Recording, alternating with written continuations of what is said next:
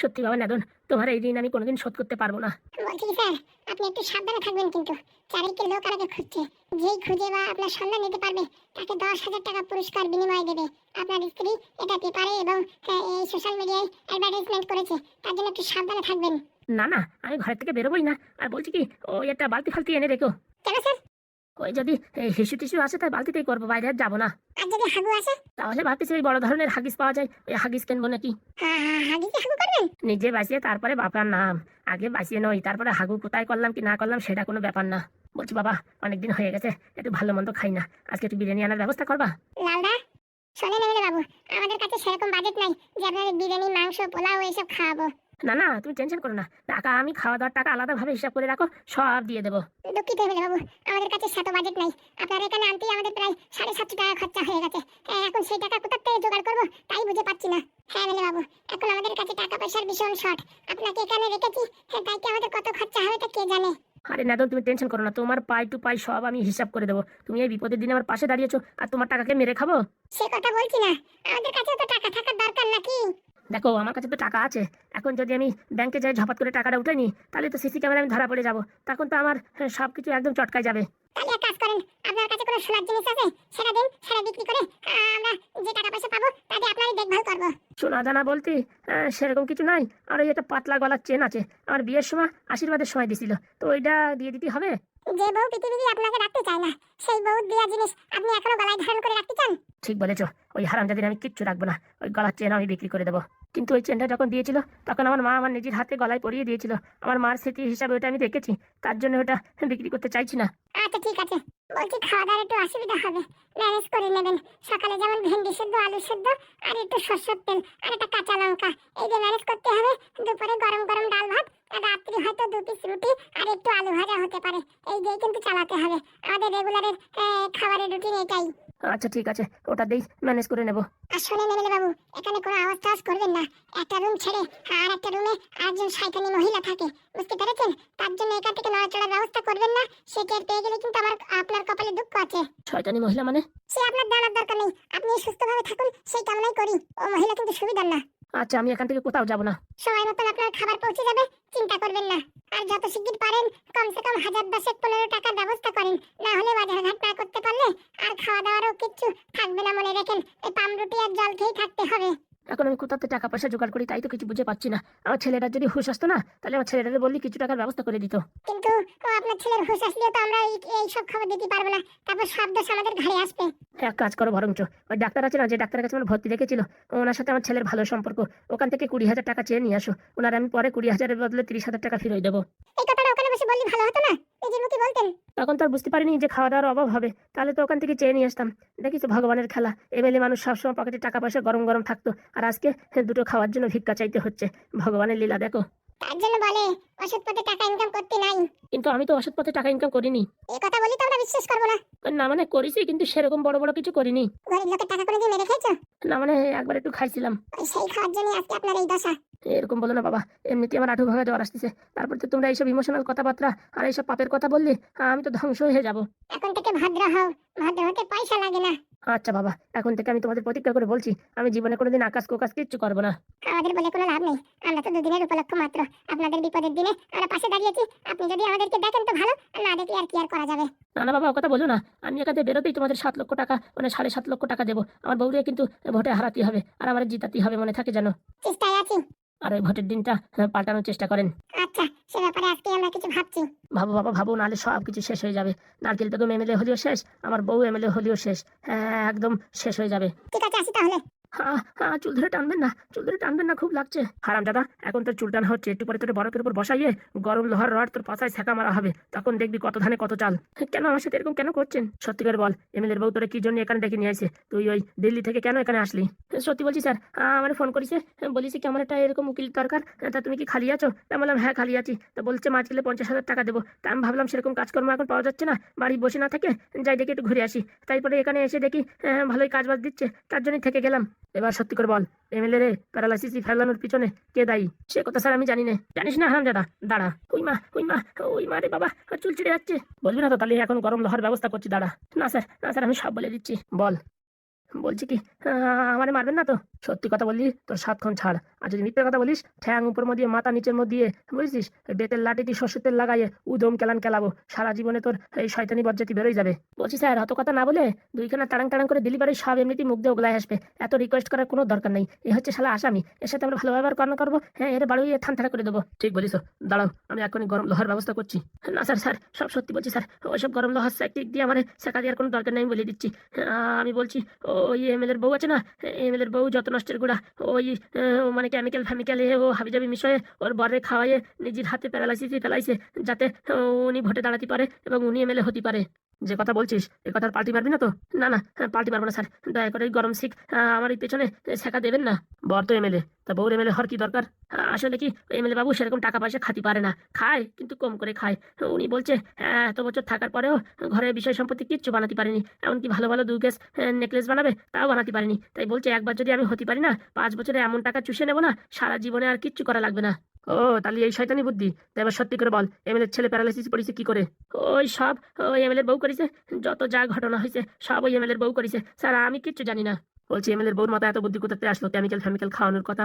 Sir বলছি টাকা দিলে সব পাওয়া যায়, এখন কোথাতে লোকজন গোছাইছে কি করেছে তা কে জানে। এখন যদি ওনারা ধরেন না, কেন আমার নামে ডাইরেক্ট বলে দিল। আর তুই যদি এর সাথে জড়িত থাকিস? সত্যি করে বলছি স্যার, আপনার মাথার দিব্যি খেয়ে বলছি, আমি এর ভিতরে জড়িত না। আমার দিব্যি কেন খাচ্ছিস হারামজাদা? আমি কি তোর বলিস আমার দিব্যি খাতি? বলছি কি স্যার, এর বউ ছেলে মেয়ে ডেকে নিয়ে আসেন, তখন দেখবেন সব স্বীকার করবে। প্লিজ প্লিজ প্লিজ আমার বউ ছেলে মেয়েকে এ বিষয়ে জানাবেন না, তারা জানতে পারলে তারা সারা জীবনের মতন আমারে ত্যায্য করে দেবে। যদি জানে আমার বাবা এইসব শয়তানি কাজ করে, আর আমার বউ যদি জানে আমার বর এত শয়তানি কাজ করে আমাদের টাকা পাঠায়, তাহলে তারা আমার জীবন থেকে বের করে দেবে। লজ্জা থাকা উচিত, তোর লজ্জা থাকা। হ্যাঁ উকুলাতি পড়েছিস ভালো কাজ করার জন্য, মানুষের সেবা করার জন্য, তা না পয়সার জন্য। হ্যাঁ উল্টো পাল্টা কাজ করিস, তোর মতন হারামজাদা মানুষ আমি জীবনে দেখিনি। বলছি কি স্যার, পয়সার জন্য তো আপনারাও মাঝে মাঝে ভুল কাজ করেন। কি বলি হারামজাদা, কি বললি? বলছি স্যার দাঁড়িয়ে দেখছেন কেন, ওই কারেন্টের শর্টের ব্যবস্থা করেন, এর ওই বরফে পাশা দিলেই হবে না, কারেন্টের শর্ট মারতে হবে। না স্যার ভুলে গেছে, স্যার ভুলে গেছে, আমার মুখ থেকে ভুলভাল কথা বেরিয়ে গেছে, আমায় ক্ষমা করুন। আর বলছি ওই এমএলএ যে বিআই আর বিআইন মাইয়ে যে থানায় ভর্তি আছে, হ্যাঁ ওদেরকে মিথ্যে কথা হাবিজাবি কথা দিয়ে এই থানার ভিতর রাখিছে কারা? ওই তো এমএলএর বউ। আচ্ছা, এমএলএর বউ যদি সবকিছু করবে তাহলে ছাড়া তোরে মাসে 50,000 টাকা যে রাখিছে কিসের জন্য? ডাব খাওয়ার জন্য? মানে স্যার কিছু কিছু বুদ্ধি আমিও দিছি, যেমন ওই যে আপনি বললেন ওরা জেলের ভিতরে আছে, ওই বুদ্ধিটা পুরোপুরি আমিই দিছি। বুঝতে পেরেছেন স্যার, ওইটুকু আমার দোষ আছে বললেই হবে না, আমিও পাপ কাজ করেছি। খালি ওইটুকু কাজ করার জন্য তো তোরা 50,000 টাকা করে মাসে দেবে না? আসলে কি অনেক আকাশ কুকাশ কুকর্ম এইসব করে, তো সেসব ঢাকা দেওয়ার জন্য আমাদের রাখিছে। আর আমার তো এখন কাজ বেশি না, পরবর্তীতে উনি যদি এমএলএ হয় তখন হিসাবপত্র এদিকে তো ওদিক হক নক করা সবকিছু মানে আমার উপরে ট্রান্সফার করবে, এইসব কথা বলেছিল। তাই দিয়ে এবার আশ্বাস দিয়ে রাখিছে। আর 2 মাস হয়ে গেল আমার কোনো টাকা পয়সাও দিচ্ছে না, বলছে ভোটে জিতার পরে একবারে পেমেন্ট করবে, তারপর চেকের মাধ্যমে। শয়তান, হ্যাঁ তুই শালা কম শয়তান। সত্যি করে বলছি স্যার, ওই চুক অপরাধ আমি করেছি, তার জন্য আপনি আমার 2-4 দিন জেলে ভর্তি করে রাখেন, কোনো অসুবিধা নেই। কিন্তু আমার ওই বউরি আর ছেলের কিচ্ছু বলবেন না স্যার, প্লিজ বলছি কিচ্ছু বলবেন না, তারা জানতে পারলে আমি অসহায় হয়ে যাবো, আমার ছেড়ে দেবে, আমার বউ ডাইভোর্স দিয়ে দেবে, আর আমার ছেলে তো আমার বাবা বলে পরিচয় দেবে না। এইসব আকাশ কুকাশ পাপ কাজ করার আগে তুই ভাবতে পারিস না এইসব কথা? স্যার পেটের দায়ে পড়াশোনা করেছি, চাকরি বাকরি পাচ্ছি না, এখন কি করবো? এখন ভালো কাজ করলে পরে পয়সা পাওয়া যায় না, তাই একটু আকাশ কুকাশ করলে পরে অনেক টাকা পাওয়া যায়, তাই ভাবছি তাই এইসব ভাবে আর কি এই লাইনে নেমেছি আমি। তোরে তো শাস্তি দেবো, তার সঙ্গে তোর ওই এমএলএর বউরিও কড়া শাস্তি দেবো। বলছি স্যার আমার 2-4 দিনের জন্য জেলে ভর্তি করে দেন, কিন্তু ওই গরম রডের স্যাক, ওই বরফের উপরে বসানো ওই কারেন্টের স্যাক, ওইসব স্যার কিচ্ছু দেবেন না স্যার। আমি স্যার নাজুক মানুষ, ওইসব দিলি না আমি হাঁটু ফেল করে মারা যাবো। কি করতে হয় কি না করতে হয় সে আমরা দেখছি। প্লিজ স্যার প্লিজ, বলছি ওই মাটাকে জেলের ভিতরে আটকাও। আগে স্যার বলে দিল আধা ঘন্টার ভিতরে ছেড়ে দেবে, প্রায় 2 ঘন্টার উপরে হয়ে গেল, এখনো কোনো খোঁজ খবর নেই। বুঝলাম না কি হচ্ছে, ওই শয়তানটাকে আবার মারধর দিয়ে সব সত্যি কথা বের করে নেবে না তো? তার জন্যই কোনো কাজ করার পরে কোনো প্রমাণ রাখা যায় না। ভুল করেছি ভুল করেছি, ওই শালা হ্যাঁ উকিল রাখতে ভুল করেছি, ওরে যদি ওর বাপের বাড়ি খেদাই দিতাম তাহলে আর এই যন্ত্রণা থাকতো না। এখন পুলিশের হাতে পড়ে গেছে, মারধর দিয়ে যদি সব কথা উগলাই দেয় তাহলে তো আমার কপালে দুঃখ আছে। কি হবে কি হবে কি হবে, এখন আমি কিন্তু কিছুই বুঝে পাচ্ছি না। এদিকে ছেলেটাও হাত থেকে বেরোয় গেছে, স্বামীটাও হাতের থেকে বেরোয় গেছে, হ্যাঁ এখন আমি কি করি? বড় একা হয়ে পড়েছি, এখন তো আমার কাউকে দরকার আমার পিছনে সাপোর্ট হিসাবে। এখন যদি পুলিশ ওদের কথা মতন শুনে ওরে যদি এভিডেন্স বানায় আমার যদি ধরে নিয়ে যায়, তাহলে তো ভোটে আমি শালা এমনি হেরে যাবো, আর ওই নারকেল বেগম জিতে যাবে, তাতে আমার কপালে পুরো একদম ধনে পাতা হয়ে যাবে। কি করা যায় কি করা যায়, হ্যাঁ কি করা যায়? একটা বুদ্ধি আসুক একটা বুদ্ধি আসুক। এই বিপদের দিনই কার বাড়ি যাবো, কোথায় যাবো, কি করবো কিছুই বুঝে পাচ্ছি না। এত শিগগিরই যদি এই খেলা খেলায় হেরে যাই তাহলে তো মান সম্মান আর কিচ্ছু থাকবে না। সমাজের বুকি তো আমার লোকে ছিছি করবে। সারা ভোটে জিতার জন্য ছেলের জলাঞ্জলি দিছি, স্বামীরই পদত্যাগ করাইছি, সব কিছু করে ফেলাইছি। এখন আমার হাতে যদি মৌলরাঠি পড়ে তাহলে তো জীবনটা পুরো অন্ধকার হয়ে যাবে।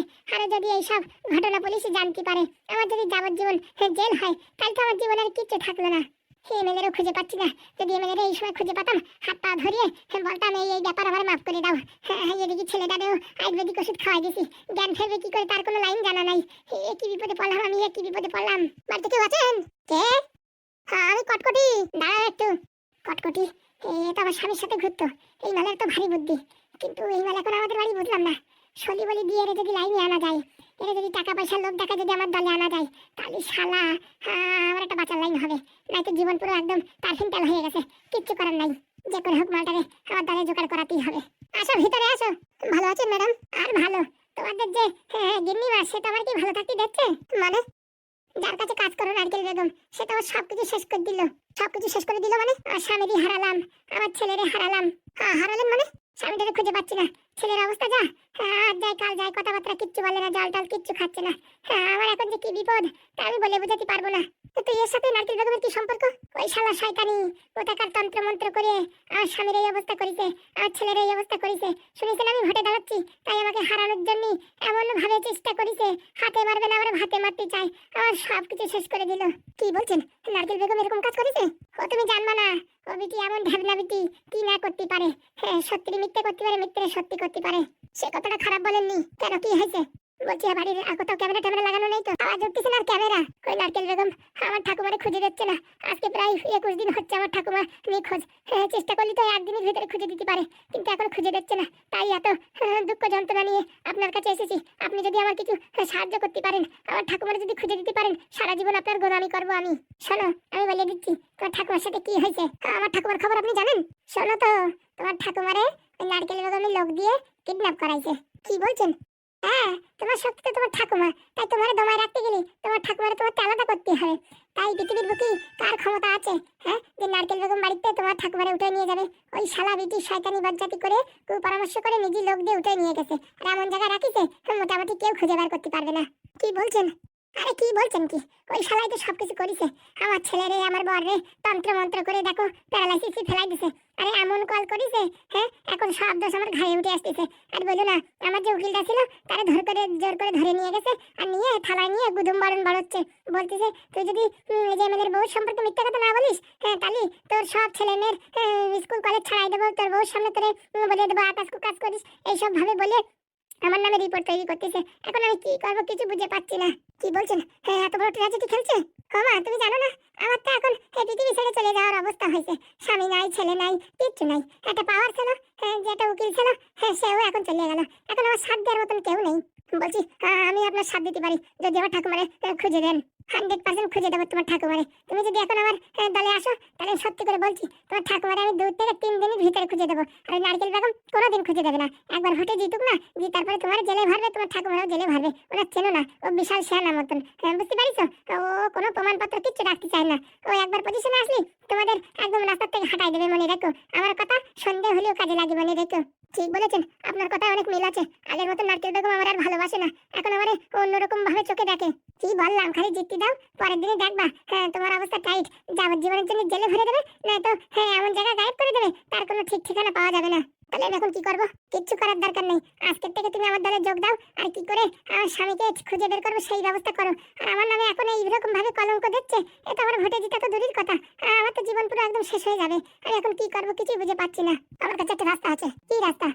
এমন একটা রাস্তা আছে, আপনাকে এই সমস্যা থেকে বাইরে বের করে দেওয়া যাবে, আর কেউ আপনার উপর দোষ দিতেও পারবে না, আর আপনিই হবেন পরবর্তী এমএলএ। সে ব্যবস্থা আমি করে দিতে পারি। কি বলছো কি? আমি তো চারিদিকে অন্ধকার দেখছি, তার ভিতরে তুমি সূর্যের কিরণ দেখতে পাচ্ছ? হ্যাঁ, আপনি যদি কথা দেন আমারে যে আমার ঠাকুমাকে খুঁজে দেবেন, তাহলে আমি বলছি আপনাকে এই ভোটে আমি জিতিয়ে দেবো, আর আপনাকে একদম এমএলএ বানিয়ে তারপরে আমি ক্ষান্ত নেবো। পারবা? তুমি পারবা?